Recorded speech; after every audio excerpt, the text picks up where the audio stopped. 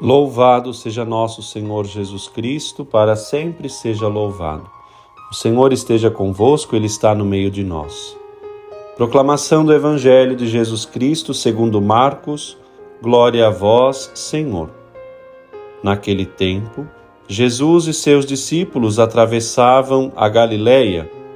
Ele não queria que ninguém soubesse disso, pois estava ensinando aos seus discípulos. E dizia-lhes: O Filho do Homem vai ser entregue nas mãos dos homens, e eles o matarão. Mas 3 dias após sua morte, ele ressuscitará. Os discípulos, porém, não compreendiam essas palavras e tinham medo de perguntar. Eles chegaram a Cafarnaum. Estando em casa, Jesus perguntou-lhes: O que discutíeis pelo caminho? Eles, porém, ficaram calados, pois pelo caminho tinham discutido quem era o maior. Jesus sentou-se, chamou os 12 e lhes disse: Se alguém quiser ser o primeiro, que seja o último de todos e aquele que serve a todos. Em seguida pegou uma criança, colocou-a no meio deles e, abraçando-a, disse: Quem acolher em meu nome uma destas crianças, é a mim que estará acolhendo. E quem me acolher está acolhendo não a mim, mas aquele que me enviou. Palavra da salvação. Glória a vós, Senhor. Meu irmão, minha irmã, guardamos nesta hora esses instantes de oração, de meditação, para contemplar e meditar este Evangelho, Marcos 9, capítulo 9, versículos de 30 a 37.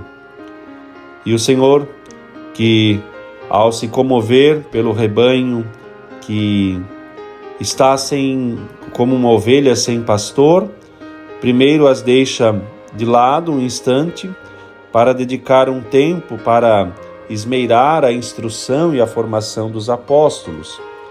Retira-se com eles para lugares afastados, para que assim, por meio de muita paciência, possa lhes explicar aqueles pontos que ainda não tinham compreendido e que precisavam, pois, de ensinamento, de compreensão para assumir o seu ministério.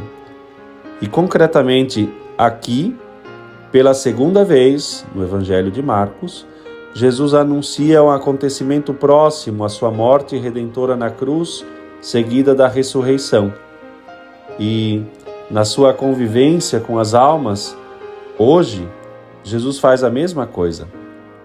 Se o Senhor chama alguém para uma missão específica, primeiro também o faz por meio deste retirar, colocar de lado para estar na intimidade com Ele, na oração, para instruí-lo, para os desígnios, para os aspectos talvez mais exigentes da vida cristã.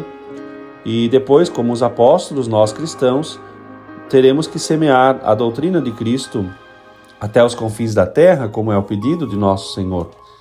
E foi exatamente isso que Jesus fez com os seus apóstolos. Mas interessante que os apóstolos ainda não estavam totalmente prontos e vinham discutindo pelo caminho quem seria o mais importante. E partindo dessa discussão, que o Senhor deixará para trás, o Senhor ensina aos seus discípulos sobre o modo de exercer a autoridade na igreja. Maior não é aquele que domina, mas sim aquele que serve. E no desempenho da missão, quando funda a sua igreja, nosso Senhor vai colocar como lema sagrado e como lei suprema servir e assim viver uma espiritualidade de entrega e doação. Quem não busca esta atitude de serviço, de entrega, de abnegação, de sacrifício, além de carecer, de uma das melhores disposições para ser de fato uma autoridade, o serviço naturalmente gera autoridade, está exposto, pois, para uma ambição talvez do poder, da soberba, da tirania, e por isso estar à frente de uma obra de apostolado é o mesmo que estar disposto a sofrer tudo por todos, e tudo isso com infinita caridade. E por isso é claro que Jesus, para ensinar de modo assim ilustrado aos seus apóstolos todo o sentido de abnegação, de humildade, de necessidade de realmente servir por meio desse ministério, toma o exemplo de uma criança e, colocando-a no meio, vai explicar o gesto, o significado desse seu gesto. Acolher em nome por amor de Cristo os que, como essa criança, não dão atenção aos olhos do mundo, ou seja, acolher o Cristo como também acolher o Pai que o enviou. Naquela criança que Jesus ali coloca, está representada toda a infância, toda a pureza, ou seja, os necessitados, os desprotegidos, os pobres, os doentes, nos quais, com certeza, não há nada para admirar no sentido humano, mas sim o desejo de realmente crescer e colaborar na vida e na intimidade por meio do ensinamento da Igreja. Eis que pedimos ao Senhor a graça de não resistir aos ensinamentos do Mestre. A lógica de Cristo é diferente da lógica do mundo. O seu caminho para a glória passa pela cruz e, de modo que então é preciso, no serviço de cada dia, já aproveitar o ensinamento que o Senhor nos concede em cada dia e em cada momento, que precisamos, pois, mais do que tudo, segui-lo nesta lógica inversa.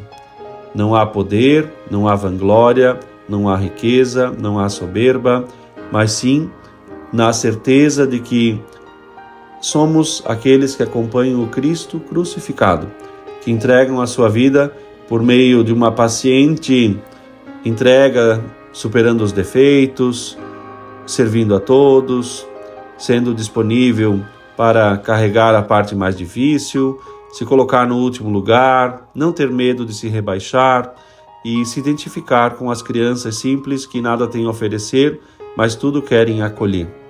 Vamos pedir ao Senhor essa graça de não aspirarmos o orgulho e a riqueza, mas seguir Cristo, ainda que pareça difícil, nas coisas mais simples e pequenas, pedindo ao Senhor que ali se antecipe e nos visite sempre com a sua graça. Se esse evangelho foi útil para você, peço a bondade de compartilhá-lo e ajudar para que outras pessoas possam também crescer na intimidade da palavra. Deus te abençoe.